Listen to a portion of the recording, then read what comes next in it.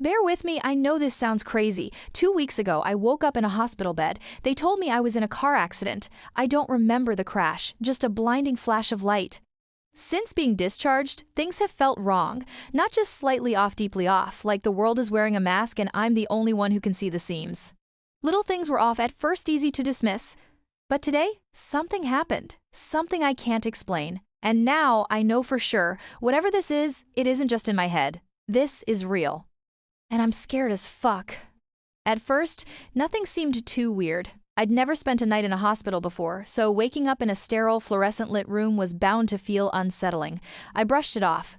My parents were more doting than usual, but for people whose son had almost died, they took it surprisingly well. At least until we got to the car. That's when the concern cracked, and the disappointment seeped through. They scolded me for wrecking my 2003 Saturn shitbox, calling me reckless.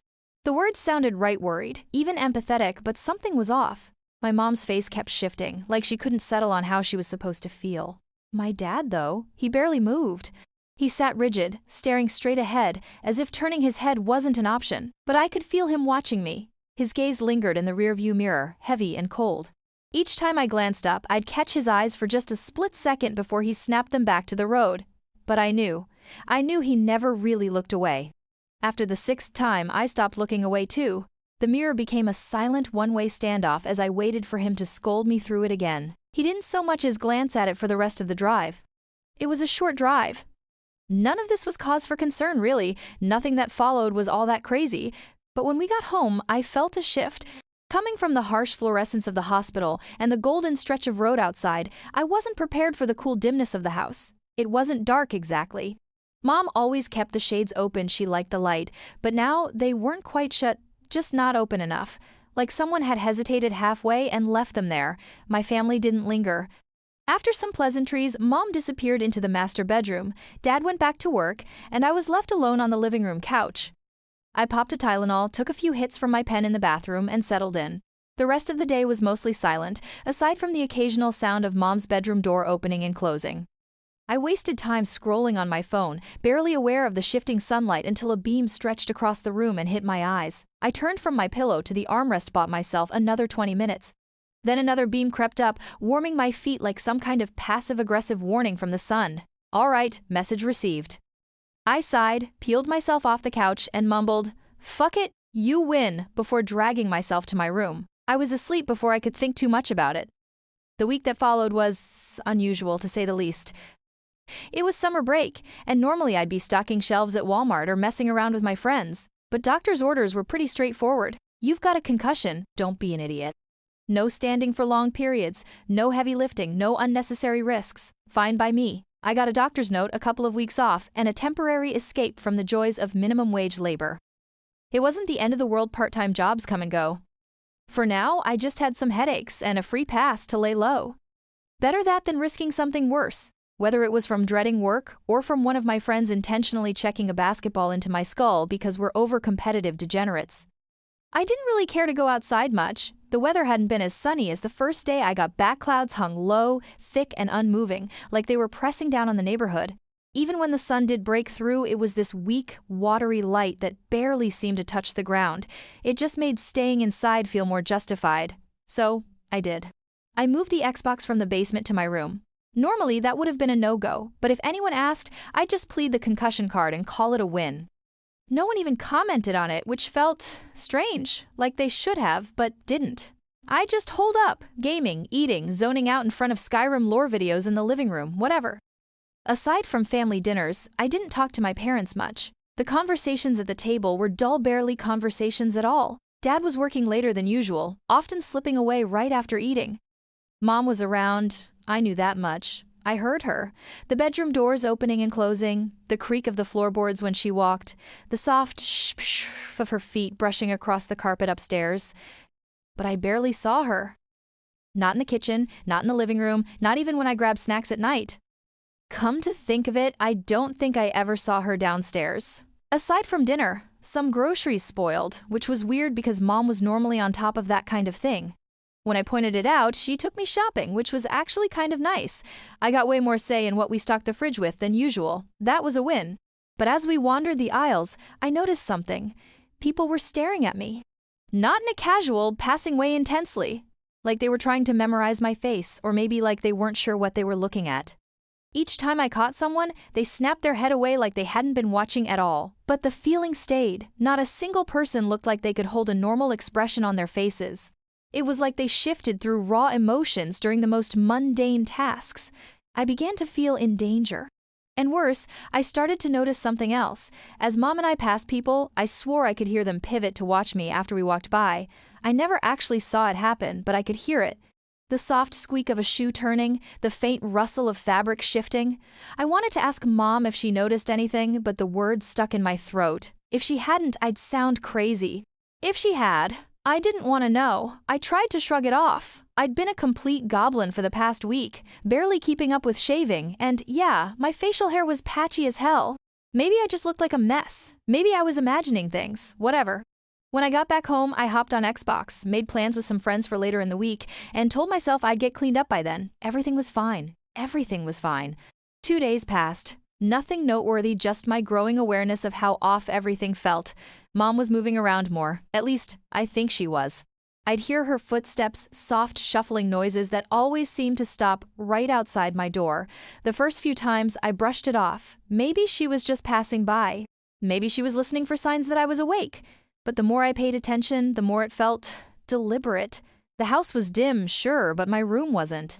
I kept my bay window shades open, letting in just enough light to make it feel normaler at least, less like the rest of the house. The hallway outside, though, it was always in shadow. There was only one time of day where light from the high windows in the living room even touched my door, and it wasn't now. That's why I knew I shouldn't have seen anything, and yet I did. I heard her. That same soft shuffle. I glanced over from the edge of my bed, half expecting nothing, just another trick of my nerves. But for a split second, I saw them, her toenails, just at the edge of the door. The instant I registered them, they shot back too fast. So fast, it was like they hadn't been there at all. But I knew what I saw, the carpet where they had been left the faintest depression before slowly rising back into place. My stomach twisted. Okay, that was it. No more dab pen. No more convincing myself I wasn't tripping out when clearly I was seeing shit. I waited, listened, heard her shuffle away. Her door clicked shut. I exhaled, rubbed my face, and stood up. Enough of this. I needed to get out of the house. Needed to see my friends James, Nikki D, and Tyler. The goal was simple: sober up, ground myself, and maybe just maybe bring up what was going on. Over Xbox, they'd all sounded completely normal. I'd only mentioned a few things in passing, nothing that set off any alarms for them. Most of our talks had just been about girls from our school, memes, and bullshitting in Rainbow Six Siege lobbies. Maybe I was just overthinking. Maybe everything was fine. But as I grabbed my keys and headed for the door, I couldn't shake the feeling that somewhere upstairs Mother was listening. Obviously, driving wasn't an option. My car was totaled. My parents handed me $250 for the scrap it was apparently worth, and that was that. So I dusted off my old bike from the shed in the back. I didn't even glance at the house on my way out. Didn't need to see my creepy-ass mom peeking from some upstairs window like a horror movie extra. If I did, I'd probably swerve straight into traffic just to avoid dealing with it. Instead, I shoved the thoughts down and let myself believe for just a little longer that I was just tripping balls. That was safer. That was better. Besides, my odds were good. I still had headaches. I was still a little stoned. I was still taking Tylenol. Put it all together, and maybe my brain was just running like a laggy Xbox. I rode up to the high school football field in about 20 minutes and hopped the fence. Everyone was already there: James, Nikki D, and Tyler, and what followed, it was awesome. The dap-ups were a little stiff at first, but once we got going, everything fell into place. We had a pump, a football, which lasted about 10 minutes before it needed air again, and a frisbee. The sun was bright for the first time since I'd left the hospital, and for the first time in days, I felt good. I'd shaved, I was surrounded by my friends, and I started to think I started to hope that maybe I'd just been missing out on real in-person socialization. I almost fell for it. I almost let myself believe everything was fine. We played for hours. Eventually, we were wiped ready to debrief before heading home. I was closest to the corner of the field where the old water pump was, so I went first. Yanked the lever, let the water rush out, cupped my hands, drank. The others chatted behind me, their voices blending with the soft splash of the pump. Refreshed, I wandered back to where we'd been playing frisbee, flopped onto the grass and pulled out my phone. The sun was brutal, washing out the screen. I tilted it, angling downward to block the glare, squinting as I reached for the power button, and then I froze, because in the black reflection of my phone's screen, I saw them. All three of them. Standing at the water pump. Staring at the back of my head. James and Tyler's faces were wrong. Their jaws hung open too wide, far past what should have been possible. It wasn't just slack, it was distorted. Their bottom lips curled downward just enough to reveal rows of teeth. Their heads tilted forward, eyes locked onto me, shoulders hunched, arms dangling too loosely at their sides. They looked like something out of a nightmare. Like The Scream, but worse. Nicky wasn't as bad. He was staring too, but his face shifted the same way my mom's did when she picked me up from the hospital, like he couldn't quite get it right. And yet their conversation hadn't stopped. Their voices came out perfectly, flowing like normal. But James and Tyler weren't moving their mouths. The water pump was still running. I had my phone up for maybe a second, but my whole body jerked like I'd been stabbed. My fingers fumbled and my phone slipped from my hands, landing in the grass with a soft thud. Nicky asked if I was good. I could barely think, barely breathe. Beads of sweat formed on my temples. I swallowed hard, forced a smile, forced the words out. Yeah, I'm great. And I turned to face them. Normal? They looked normal. Everything was normal. But my stomach twisted into knots because I knew what I saw. And for the first time since I got home, I realized I had nowhere to run. You sure you're good? I can't even remember who asked me that. Yeah, I'm good, man. My head's just pounding. I think I should go home. That part was true. It was pounding. Nicky frowned. You need a ride? Internally. Pho! No! No! Externally. Nah, bro. What, you like driving dudes around in your car or something? You into teenage boys? I got this. The other two laughed. The tension cracked, just a little. We all started getting ready to part ways, but I dragged it out. Paced around their cars, made jokes, tossed the football over the hoods, anything to stall. I kept stealing glances at the mirrors and windows, waiting for another glimpse at what was under their veils. Nothing. The first few times, I swear I saw their eyes dart away from mine in the reflections like they knew what I was doing. Then it was like they just stopped looking towards me altogether. No matter how I angled myself, how fast I glanced, I never caught them like I had on the field. And yet, looking back, I can't shake the feeling like they knew exactly where I was looking.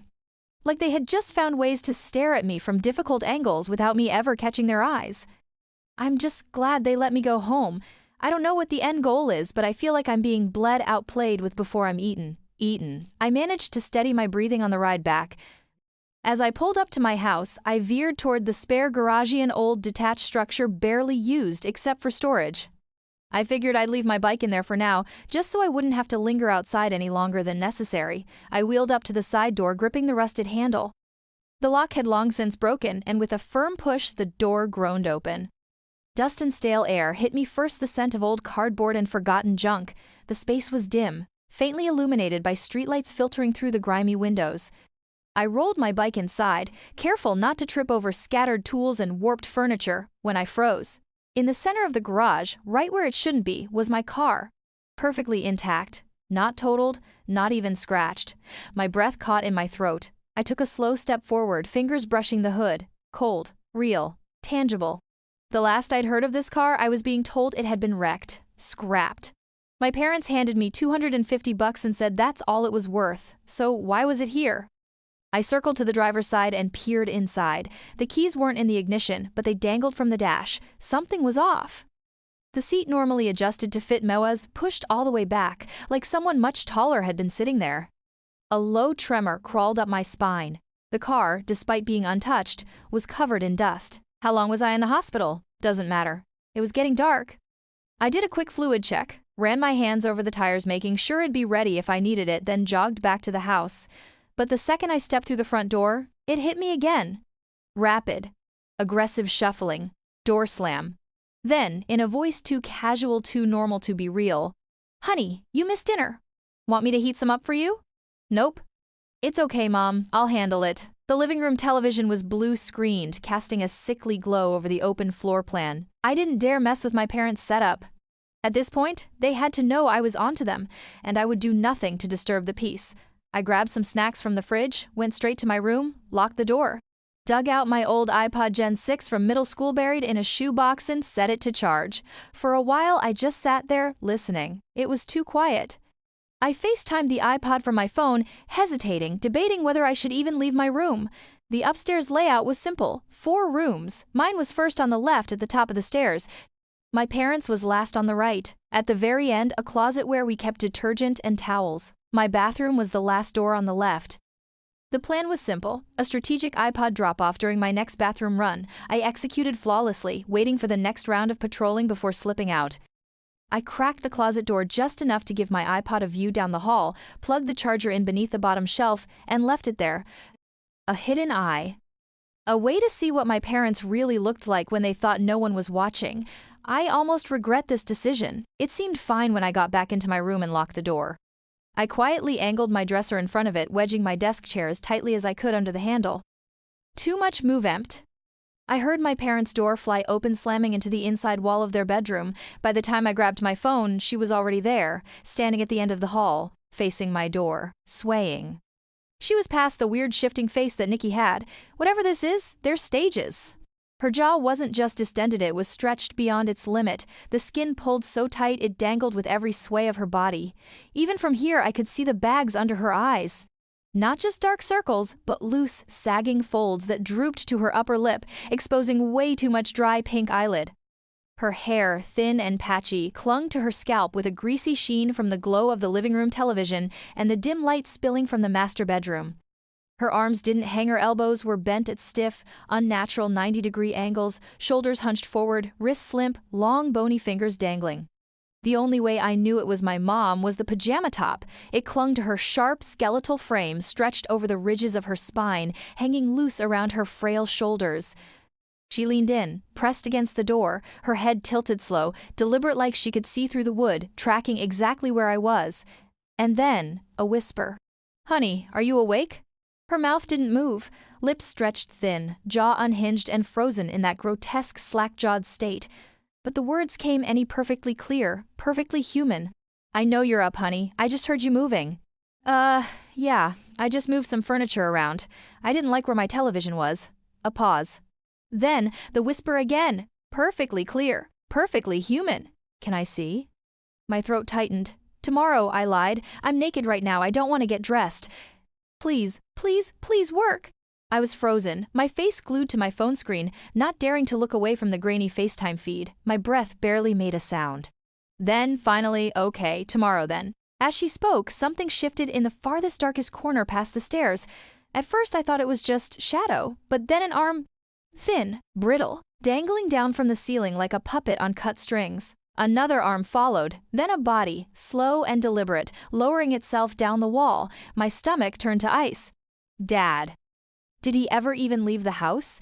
Was he already this far along when he picked me up from the hospital with Mom? None of it mattered.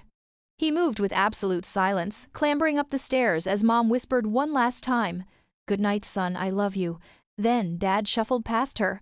Same stiff, unnatural cadence Mom had been moving with for weeks. If I weren't staring straight at him, I would have sworn it was still her. He went to the master bedroom, closed the door, then, without making a single noise, he came back, a trick I would have surely fell for if I hadn't been watching them this whole time. He ended right behind where she was standing. And that brings me to now. For the past 2 hours, they've been outside my door. Every move I make, they track it, through the wood, through the silence. It's 3:02 a.m. If I can just make it to daylight without passing out, I think I can open the bay window and jump. After that, straight to the spare garage, grab the car, get the fuck out of town. I don't know how far this shit has spread, but I can't stay here. Oh fuck. They're getting on the ground, lowering themselves, peeking under the door. I might have to go right now. Okay, fuck. I'll update this when I'm safe.